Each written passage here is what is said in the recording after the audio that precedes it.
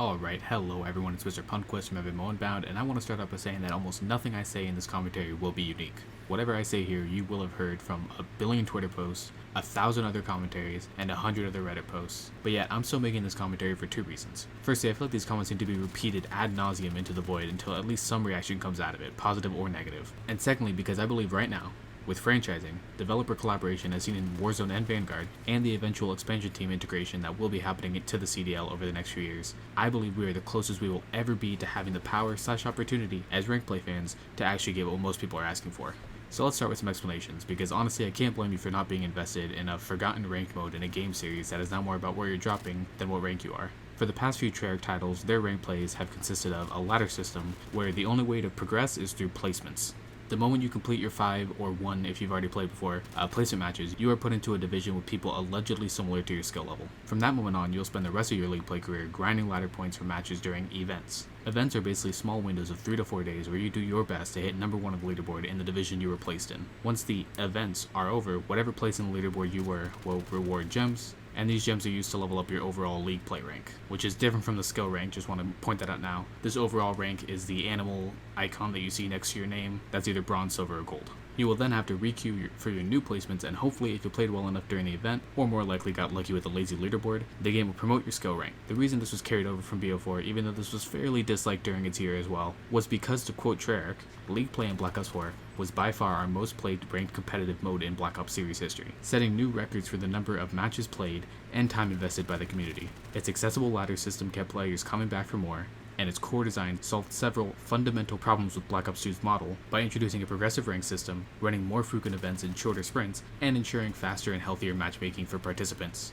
So unless my reading comprehension is non-existent, we can see that Treyarch believes this form of league play was the best form of comp because A, it gave people something to grind outside of just a skill rank, which to be fair I'm totally fine with. I like a time invested rank along with a skill rank, and B, it fixed problems with the original rank play from Black Ops 2 by making it more accessible and thus having, larger player pools. And again, to be fair to Treyarch, BO2 was not, no matter how rose tinted those glasses are, the best form of rank play in COD, so improving on it made total sense. But to call the BO4 and Cold War system an improvement is a grave overestimation of what people want out of a ranked mode in my opinion. So how did Treyarch, or maybe the people above Treyarch, come to the conclusion that this system was the best possible ranked setup? It's actually pretty funny if you look at the two ranked modes before Black Ops 4. If you look, you can see a clear line of how the idea nestled its way into the minds of whoever controlled the rank design. Starting with BO2, you see the creation of the skill leaderboard. Basically, once you were placed in a division, you were also placed on a leaderboard based on the point totals. This sounds familiar, right? The only difference is once you pass a certain point threshold on the leaderboard, you would actually be promoted. So in this version, you didn't need to grind the absolute shit out of league play for 3 days straight every couple of days just to get the chance at promotion.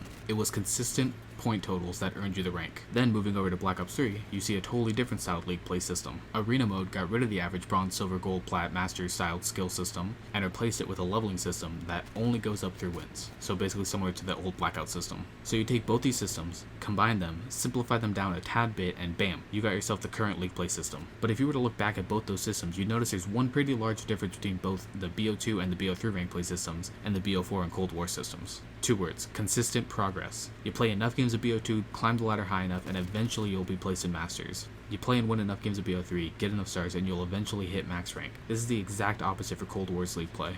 You could play one event, get to the top of the leaderboard, and then not get promoted, or place top 15 after an event weekend and go up a rank. But no matter what you do, when that 3-day timer ticks down, you have no idea where you'll be placed, and wherever you do get placed, you'll probably have no idea how you got there. Did I play extra well that weekend? Was I just playing trash cans? There's no way to tell. Now, to counteract the baby raging in the first half of this, things are potentially looking up for Vanguard's rank play. Treyarch and Sledgehammer have announced that it's coming in 2022, and seem, emphasis on seem, to imply it will be a ladder elo system, based on a tweet, which in my opinion is a fantastic base to build a rank play system around. But I think we can go further. Before I go into that, I just want to explain really quickly why an elo system is so sought after, especially after the 2 years of the current system. Basically, it comes down to what I mentioned before: consistency. Not only with how I rank up, but what to expect from my teammates. For example, if I'm gold 4, and I get into a lobby with 3 gold 1s on my team, and 4 diamond 5s on the other team, I pretty much know what to expect with that match. My team's probably getting stomped. But with the Treyarch system, I genuinely have no idea what I'm getting. I've seen Masters who finish a Control 4 and 22, I've seen Elites go flawless in S&D, I've seen competitor ranked players run hardpoints like they were the reincarnation of the Cole, Optic, and FaZe dynasty put into one person, and I'm sure that happens in all other ranked modes. I mean, I know smurfing's a thing, but the gem system just makes everything so much more nebulous, since I don't even know how that person earned the rank. I would almost have preferred a system where the gems level up your time invested rank as well, like say every 10 levels it levels up your skill rating too, because at least that would have provided some structure. But again, that's a long tangent aside. The potential elo system is a massive plus for that point alone. But there's a few things I would like to see as well that would truly make this ranked play perfect for me. For one, there's a big fuss in the community about how some people just want to play respawns. And I mean, that makes sense. Hardpoint is easily the most fun game mode in ranked play, and it lets you pop off more frequently. But I don't think doing something like a hardpoint/respawn only playlist is the way to do it. I think we should take a note from Overwatch ranked play. You see, in their ranked play system, they have a role queue, where if you wanted to play a certain class, say DPS for example, you would have to queue up as DPS. That way, when you get into the match, you wouldn't have to fight for your picks. That also meant you weren't able to switch off DPS mid-match, you were locked in. Now the system was obviously different. It had a separate elo system for all three roles, so you could be a 2000 elo DPS, which would be gold for us, but then a 3500 support player, which would be masters. And I'm not proposing that at all. I don't want like a respawn elo and an S&D elo or anything. I just think a respawn queue would be a kind of cool idea. The way I see it working is you have two comp playlists, or maybe like a filter, like the comp filter in MW19, that both feed into the same matchmaking, so there's no dead lobbies.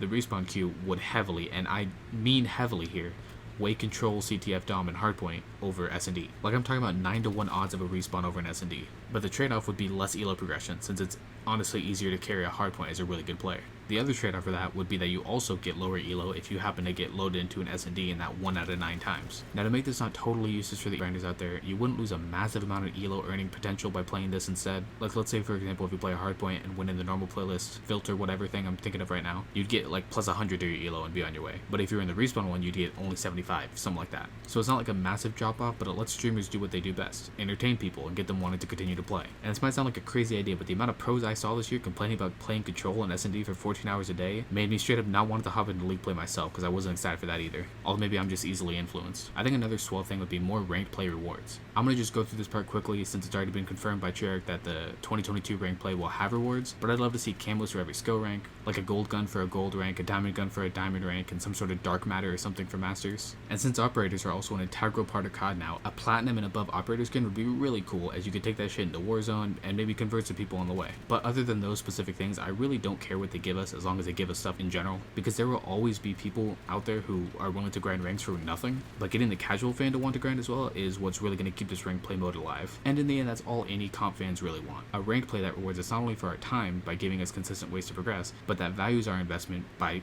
showering us with shit. And the reason I'm so hopeful is because Sledgehammer understood that once. Like I remember the Grandmaster EXO in AW, or the ranked play helmets in World War II. And that's the funniest thing about ranked play in COD for me, is that we've had all the ingredients for a perfect system in one game or another over the years. We just need the perfect chef to bring them all together, add a little salt, and serve it to us. And I honestly believe that this could be the year it happens. Like insert copium jokes here or whatever, but I think this could be the year where we finally gorge ourselves on some amazing ranked play. Hopefully I'm right. If I am, expect an extra large tip in the form of a lot of hours played. And if not, this will end up being a dine and dash situation, because I don't know where they're getting these market prices, but I can't stand them at this point. Honestly, kind of got off track with the food analogy. I didn't really know where I was going with that, but I do know where I'm going. I'm going into hibernation until Vanguard drops, so I will see you guys next time. This is Mr. Punkwist from Evermore Bound, signing out.